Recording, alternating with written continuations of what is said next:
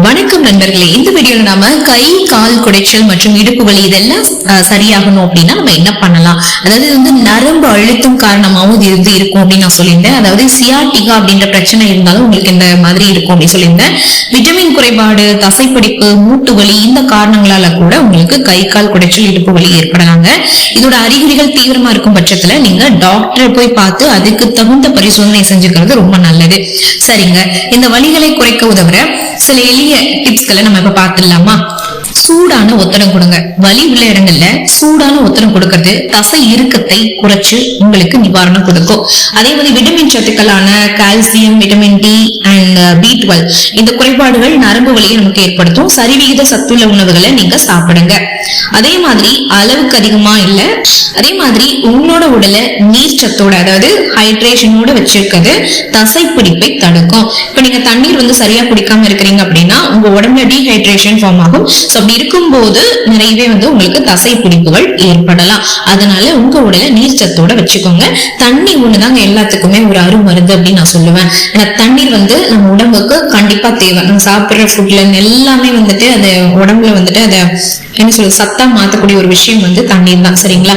So தண்ணி அப்படிங்கிறது, அதாவது ஒரு மனிதன் வந்து சாப்பாடே இல்லாம கூட இருந்தாலும் பட் தண்ணி இல்லாம வாழ முடியாது அப்படின்னு சொல்லுவாங்க. ஏன்னா தண்ணீர் வச்சே வந்துட்டு பசியை போக்குனவங்க எல்லாம் இருக்கிறாங்க. சரிங்களா? சோ அப்படிப்பட்ட சிச்சுவேஷன்ல நான் என்ன சொல்ல வரேன் அப்படின்னா, உங்க உடலை இப்போ ஹைட்ரேஷனோட வச்சுக்கும் போது இந்த மாதிரி தசை பிடிப்பை நீங்க தவிர்க்க முடியும், கால் வலியை தவிர்க்க முடியும், இடுப்பு வலியை குறைக்க முடியும். சோ அதனால 3 லிட்டர் தண்ணீர் இல்லைன்னா உங்க உயரத்துக்கும் எடைக்கு ஏற்ற மாதிரியான தண்ணீர் நீங்க குடிங்க. சரிங்களா? அடுத்ததா ஓய்வு எடுக்கணும். லேசான உடற்பயிற்சி போதும். ரொம்ப நேரம் ஒரே இடத்துல நிற்கிறத நீங்க தவிர்க்கணும். உட்கார்ந்துட்டே இருக்க கூடாது. நடைப்பயிற்சி இந்த மாதிரி லேசான பயிற்சிகள் உங்களோட இடுப்பு வலிக்கு ரொம்பவே ஹெல்ப் பண்ணும். அதே மாதிரி குனிஞ்சே உட்காரக்கூடாது, நிமிந்து கொஞ்சம் உட்காரணும். உட்காரும் போது கூட நிமிந்துதான் உட்காரணும். சரிங்களா? சோ இப்படி எல்லாம் ஃபாலோ பண்ணுங்க. அதே மாதிரி உங்களுக்கு வந்து இந்த வலி எப்போத்துல இருந்து இருக்கு, வலியோட கால் மரத்து போகிறது இருக்கா, எரிச்சல்னா வீக்கம் இந்த மாதிரி வேற ஏதாவது அறிகுறிகள் இருக்கா அப்படின்றத நீங்க வந்துட்டு அப்படி இந்த மாதிரி இருந்ததுன்னா நீங்க டாக்டரை போயிட்டு நீங்க டிஸ்கஸ் பண்ணி மருத்துவ ஆலோசனைகளை பெற்று நீங்க அதை குணப்படுத்திக்கணும் அப்படிங்கறதையும் நான் சொல்லிக்கிறேன்.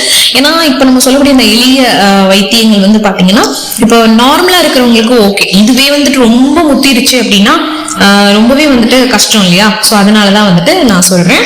அதே மாதிரி ஒருத்தருக்கு வந்து கை கால்கள்ல குடைச்சல் வர்றதுக்கு பல காரணங்கள் இருக்கலாங்க. முதுகு தண்டுவடத்துல உள்ள டிஸ்க் நழுவி நரம்பு மேல அழுத்துறதுனால கை கால் குடைச்சல் வரலாம். ரத்த சர்க்கரை அளவு கட்டுப்பாடு இல்லாம இருக்கிறது, கை கால் நரம்புகள் பாதிப்பு உள்ளாகிறது, விட்டமின் B12, கால்சியம் சத்து குறைபாடு, நான் ஏற்கனவே சொன்ன மாதிரி இந்த சத்துக்கள்லாம் குறைவா இருக்கும்போது தைராய்டு ஹார்மோன் குறைவா இருக்கிறது, இது எல்லாமே காரணமா இருக்கு.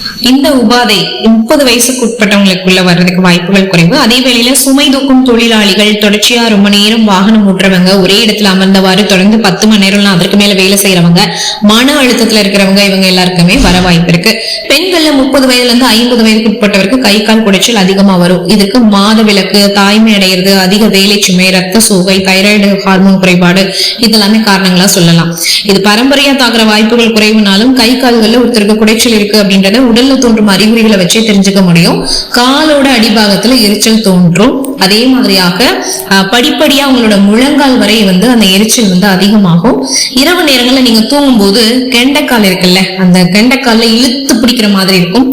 அந்த குடைச்சல் ஏற்படுறதுக்கு முன்னாடி கை கால்கள் அப்படி மரத்து போயிடுங்க. சர்க்கரை நோயால பாதிக்கப்பட்டவங்களுக்கு பாதங்கள்ல ஊசி குத்துற மாதிரி உணர்வு இருக்கும். இந்த அறிகுறி உள்ள பெண்களுக்கு இடுப்பு வலி, தலைவலி இருக்கும். சிலருக்கு தூக்கமின்மை கூட வரலாம். அன்றாட வேலைகளை சரியா செய்ய முடியாது, சர்க்கரை நோய், தைராய்டு பிரச்சனை இதனால ஏற்படுற கண் நரம்பு பாதிப்பு, சிறுநீரக பாதிப்பு, முடி உதிர்றது இது எல்லாமே சேர்ந்துக்கும். சரிங்களா? அதே மாதிரி வந்து பாத்தீங்கன்னா வலி நிவாரணி மருந்துகள், விட்டமின் மாத்திரைகளை நரம்பியல் மருத்துவர் ஆலோசனைப்படி நீங்க சாப்பிடறதாலையும் மருந்துகள் மூலமா ரத்தத்தில் உள்ள சர்க்கரை அளவை கட்டுப்பாட்டுக்குள்ள வச்சிருக்கிறதாலையும் கை கால் குடைச்சலை நீங்க குணப்படுத்தலாம். வாரத்துல 5 நாட்கள் நடைபயிற்சி, எளிய உடற்பயிற்சிகளை குறைஞ்சது 30 நிமிஷம் நீங்க செய்யறது அவசியங்க. உட்கார்ந்துட்டே இருக்க கூடாது, என்னால முடியலன்னு சாப்பிட்டா கூட சாப்பிட்டு உடனே எந்திரிச்சு நடக்க பாருங்க. எளிதில் செரிக்கிற புழுங்கல் அரிசி உணவு, கஞ்சி, எண்ணெய் இல்லாத கோதுமை ரொட்டி, உளுந்து, வெந்தயம் சேர்ந்த உணவு வகைகள், ரசம் இது எல்லாத்தையுமே நீங்க கை கால் குடைச்சலால பாதிக்கப்பட்டவங்க சாப்பிடுறது நன்மை கொடுக்கும். கிழங்கு வகைகள், காரம் அதிகம் உள்ள உணவுகள், கொழுப்பு நிறைந்த உணவுகள் இதெல்லாம் தவிர்த்துடுங்க. உணவுல அதிக உப்பு கூடவே கூடாது. இப்ப நம்ம எப்பவுமே குழந்தைங்களா இருந்தாலும் சரி, பெரியவங்களா இருந்தாலும் சரி, எப்பவுமே உப்பு வந்து லிமிட்டடா வந்து நம்ம சேர்த்தாது. அரை உப்புல சாப்பிட்டா கூட நல்லதுதான் நமக்கு. சோ டாக்டரோட ஆலோசனை இல்லாம நீங்களா மாத்திரை எடுத்துக்காதீங்க. ஓகேங்களா? பெயின் கில்லர் எல்லாம் போட்டுக்காதீங்க. மருந்து கலந்த எண்ணெய், ஆயின்மெண்ட், ஸ்ப்ரே இதெல்லாமே மருத்துவர் வழிகாட்டுதலோட தான் நீங்க யூஸ் பண்ணணும். இதனால தற்காலிக நிவாரணம் கிடைக்க வாய்ப்பு இருக்கு. தண்டுவிட பாதிப்பால ஏற்படுற கை கால் குடைச்சலுக்கு ஸ்கேன், எக்ஸ்ரே எடுத்து பார்க்கறது அவசியம். பிரச்சனைக்கான தக்க காரணத்தை அறிந்து நரம்பியல் மருத்துவர் ஆலோசனைப்படி உரிய சிகிச்சையை நீங்க மேற்கொண்டீங்கன்னா இந்த குறைபாட்டை சரி செய்யலாம் அப்படின்னு சொல்லிட்டு இந்த வீடியோ நான் பினிஷ் பண்ணிக்கிறேன். இந்த வீடியோல நான் வந்துட்டு பாத்தீங்கன்னா சம் ப்ராடக்ட்ஸ் வந்து ஆட் பண்றேன். இந்த ப்ராடக்ட்ஸ் வந்து கேரளால வந்துட்டு ஃபேமஸ் ஆனது. கேரளா வந்துட்டு பாத்தீங்கன்னா இந்த மாதிரி கை கால் இந்த கால் வலிக்கெல்லாம் வந்து ரொம்ப வந்து ஃபேம் அப்படின்னு சொல்லலாம். ஸோ அந்த மாதிரியான ஒரு ஆயின்மெண்ட்டை அந்த ஆயில்லாம் வந்து நான் உங்களுக்கு வந்துட்டு அதை நான் ஷேர் பண்றேன். ஸோ அதை ட்ரை பண்ணி பாருங்க. ஓகேவா இருந்துச்சுன்னா கண்டினியூ பண்ணுங்க, எல்லாம் விட்டுருங்க. ஓகேங்களா? ஸோ ஒரு பாட்டில் வாங்கி நம்ம ட்ரை பண்ணி பார்க்கறதுல ஒன்றும் தப்பு கிடையாது. ஸோ நீங்க ட்ரை பண்ணி பாருங்க, எப்படி இருந்துச்சு அப்படிங்கிறத கமெண்ட் பாக்ஸ்ல மறக்காம சொல்லுங்க. ஒருவேளை உங்களுக்கு அது வந்துட்டு பிடிக்கல அப்படின்னா அதை நீங்க வந்து ஸ்கிப் பண்ணிக்கலாம். ஓகேங்களா? ஓகே நண்பர்களே, இந்த வீடியோ உங்களுக்கு ரொம்ப யூஸ்ஃபுல்லா இருந்திருக்கும் அப்படின்னு நம்புறேன். யூஸ்ஃபுல்லா இருந்துச்சுன்னா லைக் பண்ணுங்க, நிறைய பேருக்கு ஷேர் பண்ணுங்க. அது மட்டும் இல்லாம நம்மளுடைய சேனலை சப்ஸ்கிரைப் பண்ணி சப்போர்ட் பண்ணுங்க. இனி அடுத்து என்ன வீடியோ நம்ம போடலாம் அப்படிங்கறத கமெண்ட் பாக்ஸ்ல மறக்காம சொல்லுங்க. என்ன டிப்ஸ் உங்களுக்கு தேவைப்படுதோ தாராளமா நீங்க கமெண்ட் பாக்ஸ்ல கேட்கலாம், நம்ம கண்டிப்பா அப்லோட் பண்ணலாம். திரும்பவும் உங்களை வேற ஒரு மீட் பண்றேன்னு சொல்லிட்டு until then, thank you so much. Take care all சொந்தங்களே.